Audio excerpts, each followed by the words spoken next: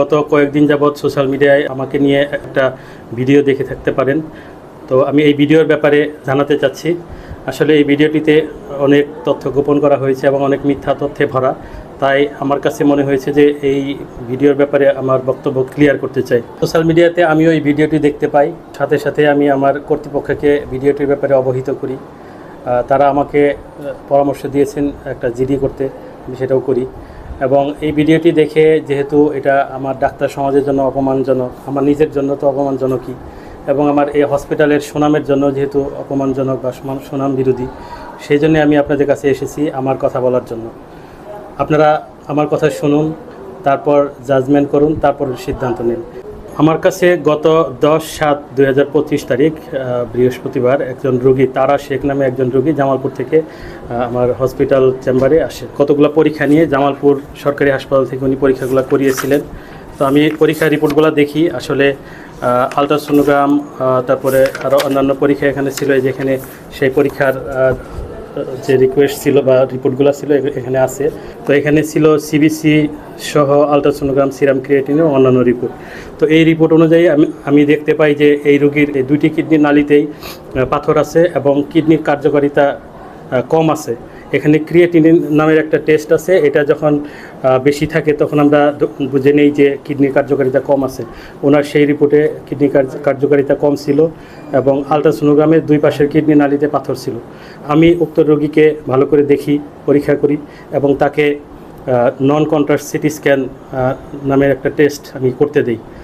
তো আপনারা হয়তো জেনে থাকবেন যে এই রোগীর ক্ষেত্রে এটা এখন স্ট্যান্ডার্ড টেস্ট। এটা আমেরিকান ইউরোলজিক্যাল অ্যাসোসিয়েশন দ্বারা স্বীকৃত যে কিডনি স্টোনের রোগীদের ক্ষেত্রে গোল্ড স্ট্যান্ডার্ড পরীক্ষা হলো CT scan, non contrast CT scan, কেওবি রিজন।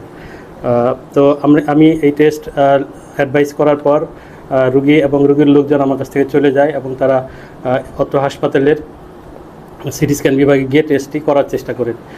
তো ওনারা পরবর্তীতে আমার রুমে এসে আমাকে জানান যে এই পরীক্ষা ভর্তি হলে করা সহজ হয় এবং ভর্তি ছাড়া অনেক দীর্ঘ সময় লাগে, অনেক লম্বা লাইন আছে। তো তখন আমাকে বলেন যে আমার রোগীটাকে আপনি ভর্তি দেন। আপনারা জেনে থাকবেন বা আপনারা ময়মনসিংহ মেডিকেল কলেজ হাসপাতালে আসলে দেখে থাকবেন যে সব বিভাগেই বেডের অতিরিক্ত রোগী ভর্তি থাকেন এবং বিশেষ করে অপারেশনের ক্ষেত্রে অনেক রোগী অপারেশনের দীর্ঘ সময় অপেক্ষা করে তারপরে অপারেশন করেন। তো আমাদের ইউরোলজি বিভাগেও সেরকমই অবস্থা। আমরা অপারেশন লাগে শুধুমাত্র সেই রোগীগুলোকেই ভর্তি করি এবং সেই রোগীগুলিকে অপারেশন করে তারপরে আমরা ছুটি দিই। তো উনি যেদিন এসেছিলেন এবং সেদিন আমাদের কোনো বিছানা খালি ছিল না এবং আমাদের বারান্দা ফ্লোর সহ ভর্তি ছিল, কোনো জায়গা খালি ছিল না। আমি ওনাকে বলেছি যে আপনি টেস্ট সিরিয়াল নিয়ে টেস্ট করে পরে আমাকে দেখান, যদি অপারেশন লাগে তখন আমি ভর্তি করব। তখন উনি আমাকে বললেন যে আমার রোগীর তো ইমার্জেন্সি।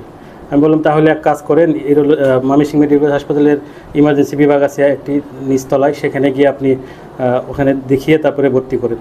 তো সেখানে যেটা হয় যে আসলে ইমার্জেন্সি বিভাগ থেকে যে রোগীগুলো ভর্তি হয় সেটা ইউরোলজি বিভাগে আসে না, এটা সার্জারি বিভাগে প্রাথমিকভাবে ভর্তি হয়। তারপর ওখানে থেকে টেস্ট করে তারপরে ওনারা ইউরোলজি বিভাগে ট্রান্সফার করেন। তো সেই অভিপ্রায়ে আমি তাদেরকে জরুরি বিভাগে পাঠাই ভর্তি হওয়ার জন্য। পরবর্তীতে রোগী আবার ফিরে আসেন জরুরি বিভাগ থেকে, এসে বলেন যে আমরা যদি এই পরীক্ষাটি হাসপাতালের বাইরে করি সেক্ষেত্রে আপনি সেটা রিপোর্ট দেখবেন কিনা, সেটা গ্রহণযোগ্য হবে কিনা। আমি বলি যে হ্যাঁ, হসপিটালে বাইরে করলেও গ্রহণযোগ্য হবে। তখন উনি আমাকে জিজ্ঞাসা করেন যে এই রিপোর্ট করতে কত টাকার মতো খরচ হতে পারে আমার কাছে তারা জানতে চায়। আমি যতটুকু জানি সেরকম একটা আইডিয়া দিই, তবে আমি বিশেষ কোনো ক্লিনিক বা ডায়াগনস্টিকের নাম রোগীদেরকে বলিনি। এরপর কয়েকদিন পর রোগীটি আমার প্রাইভেট চেম্বারে দেখা করেন। রোগীটি তার নিজ উদ্যোগে একটা ক্রিয়েটিনিন পরীক্ষা করে আমার চেম্বারে গিয়ে উপস্থিত হয়। তো পরবর্তীতে যে ক্রিয়েটিনিন রিপোর্টটা দেখতে পাই সেটা আগের যে ক্রিয়েটিনিন রিপোর্ট যেটা জামালপুর সরকারি হসপিটাল থেকে করিয়ে নিয়ে এসেছিলেন সেটার থেকে আরও ভালো আসে। অর্থাৎ কিডনির কার্যকারিতা যেখানে খারাপ ছিল প্রথম রিপোর্টে, পরের রিপোর্টে সেটা একটু ভালো আসে। তো যেটা হয় যে কিডনি ক্রিয়েটিনিন যদি নর্মাল থাকে, ভালো থাকে, সেক্ষেত্রে আমরা সিটি স্ক্যানের বিকল্প হিসেবে অন্য পরীক্ষা যেমন ইন্ট্রাভেনাস ইউরোগ্রাম করার একটা স্কোপ থাকে, যেটা ক্রিয়েটিনিন বেশি থাকলে করা সম্ভব হয় না। সেই ক্ষেত্রে যেটা আমাকে হসপিটালে সিটি স্ক্যান করার জন্যই একমাত্র অপশন ছিল। কিন্তু বাইরে যখন সে কিডনির ফাংশন টেস্ট করে নিয়ে যায়, ক্রিয়েটিনিন নর্মাল, সেক্ষেত্রে আমি চিন্তা করি যে সিটি স্ক্যানের থেকে কম খরচে কোনো পরীক্ষা দেওয়া যায় কিনা। তো প্রথমে আমি তাৎক্ষণিকভাবে একটি এক্স রে কেইউবি, যেটাকে ওই ভিডিওতে 800 টাকার পরীক্ষা বলা হয়েছিল, তো করতে দিই। রুগী এটা করে নিয়ে আসার পর দেখি হ্যাঁ পাথর কিডনিতে আছে। তো তখন আমি রুগীটিকে ইন্ট্রাভেনাস ইউরোগ্রাফি করতে দেই। আসলে এক্স রে কেইউবি এটা ছিল হলো প্রাথমিক একটা পরীক্ষা, এটা জাস্ট দেখার জন্য যে পাথরটা রেডিও অপেক নাকি রেডিও লুসেন্ট। এখানে একটা জিনিস বলে রাখি, কিডনির পাথর দুই ধরনের হয়, একটা রেডিও লুসেন্ট যে পাথরগুলো এক্স রেতে আসে না, সিটি স্ক্যানে আসে, আবার রেডিও অপেক যেটা এক্স রেতেও আসে। শতকরা 10 ভাগ পাথর রেডিও লুসেন্ট থাকে, অর্থাৎ এগুলো এক্স রেতে ধরা যায় না। তো সেটা আমি কনফার্ম হওয়ার জন্যই প্রথমে আগে এই এক্স রে কেইউবি পরীক্ষাটি দিই। তো এক্স রে কেইউবি পরীক্ষায় দেখা যায় যে তার ডান কিডনিতে পাথর আছে। তখন আমি পাথরের একজ্যাক্ট অবস্থান, পাথরটি ঠিক কিডনি কোন জায়গায় আছে এবং কিডনির কার্যকারিতা কেমন আছে, বা এই পাথরটি কিডনির কোনো ক্ষতি করছে কিনা, এটা কনফার্ম করার জন্য তাকে ইন্ট্রাভেনাস ইউরোগ্রাফি পরীক্ষাটি করতে বলি এবং পরীক্ষার পাশে ম্যাক্সিমাম ডিসকাউন্ট কথাটা আমি লিখে দিই। তো ওনারা পরবর্তীতে পপুলার ডায়াগনস্টিক থেকেই সেই টেস্টটি করান, যেটাকে উক্ত ভিডিওতে 4500 টাকার টেস্ট বলে উল্লেখ করা হয়। 30% ডিসকাউন্ট করে দিয়েছিলাম, এটা হলো তার টাকা জমা দেওয়ার ভাউচার। তারপর দেখতে পাই যে তার ডান কিডনিতে আসলে একটা পাথর আছে কিডনির উপরের দিকে এবং এটা অপারেশন প্রয়োজন। তখন আমি উক্ত রোগীকে অপারেশনের ব্যাপারে বলি। তো একটা কিডনি যখন অপারেশন করা হয় তখন রোগীদেরকে আমাদের সব কিছুই বোঝাতে হয়, যেমন এই অপারেশনের জন্য কি কি পদ্ধতি আছে, এই অপারেশনে কি কি সাইড ইফেক্ট আছে, কোন অপারেশনে কি কি সাইড ইফেক্ট, কোন অপারেশনে কি কি সুবিধা, সব কিছু আমাদের রোগীদেরকে বোঝাতে হয়। তো সেই অর্থেই আমি রোগীকে বোঝাই যে এটা পিসিএনএল বা ফোঁটা করে, পেট না কেটে ফোঁটা করে যে অপারেশন, সেটা করলে রোগীর জন্য সবচেয়ে ভালো হবে। এবং কেন ভালো হবে সেটাও আমি রোগীদেরকে বোঝাই। রোগী আমাকে এক পর্যায়ে জিজ্ঞাসা করেন রোগীর লোক যে এটা হসপিটালে করা যায় কিনা।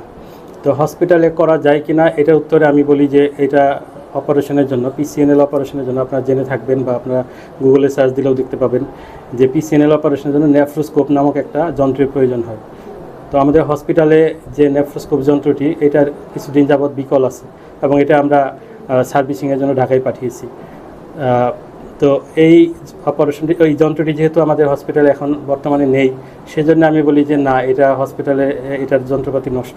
অ্যাকচুয়ালি আমি সব যন্ত্রপাতি বোঝাইনি বা ডায়াগনস্টিকের কোনো যন্ত্রপাতি বোঝাইনি, আমি বুঝিয়েছি যে এই অপারেশনের, এই পিসিএনএল অপারেশনের যে নেফ্রোস্কোপ যন্ত্রটি সেটা, কিন্তু ভিডিওতে এটা বিকৃত করা হয়েছে। তারা আমাদের সম্মানিত সহকারী পরিচালক স্যারকে ফোন করেছেন, ফোন করে তারা জিজ্ঞাসা করেছেন যে সিটি স্ক্যান বা অন্যান্য ডায়াগনস্টিক যন্ত্রপাতি ঠিক আছে কিনা। তো স্বাভাবিকভাবেই আমিও ওনার সাথে একমত। উনি বলেছেন যে হ্যাঁ আমাদের সিটি স্ক্যান ঠিক আছে, প্রতিদিন হচ্ছে, লোকজন টেস্ট নিচ্ছে, টেস্ট করছে, কোনো সমস্যা নেই।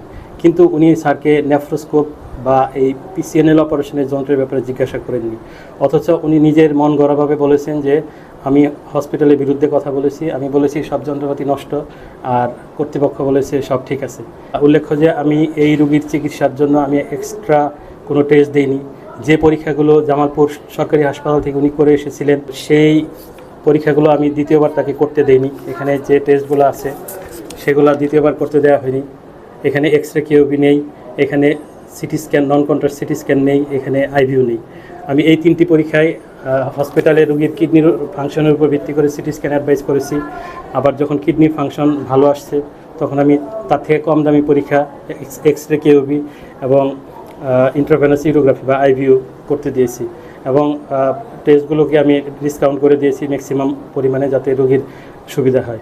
শুরু থেকে শেষ পর্যন্ত এই রোগীর চিকিৎসায় যদি কোনো গাফিলতি থাকে, কোনো ভুল থাকে, তাহলে সেটাকে ভেরিফাই করার জন্য আরও একজন ইউরোলজিস্ট বা সিনিয়র ডাক্তার বা এই বিষয়ের ডাক্তারের মতামত নেওয়ার প্রয়োজন ছিল।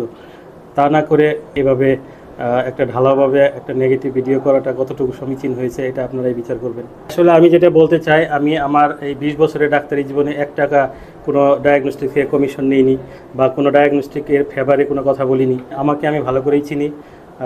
আর যারা আমার রোগী আছেন, আমার কর্তৃপক্ষ আছেন, আমার সহকর্মীরা আছেন, আমার পরিবারবর্গ আছেন, তারা সবাই জানেন যে আমি কতটা অনেস্টির সাথে, কতটা দায়িত্বশীলতার সাথে আমি রোগীদের সেবা দিয়ে থাকি। আমি আমার নিজের কাছে ক্লিয়ার আছি, আমি সৃষ্টিকর্তার কাছে ক্লিয়ার আছি, আমি আমার অনেস্টির কাছে ক্লিয়ার আছি। সুতরাং আমি এইসব ভিডিও, ঢালাওভাবে করা ভিডিও, নেগেটিভ ভিডিও, এগুলো নিয়ে আমি মোটেও শঙ্কিত না, আমি মোটেও ভীত না। আর মানুষ বিচার করবে, যারা আমার কাছে আসছে, যারা আমার চিকিৎসা নিয়েছে এত বছরে, যারা ভবিষ্যতে চিকিৎসা নিতে আসবেন, তারা বিচার করবেন যে আমি আসলে কী ধরনের ডাক্তার, আমি কী ধরনের চিকিৎসা দিই, আমি কী ধরনের মানবিকতা, আমি কী ধরনের নৈতিকতা চর্চা করি। সুতরাং এই এই ভিডিওর জন্য আপনাদেরকে বিভ্রান্ত না হতে আমি অনুরোধ করব।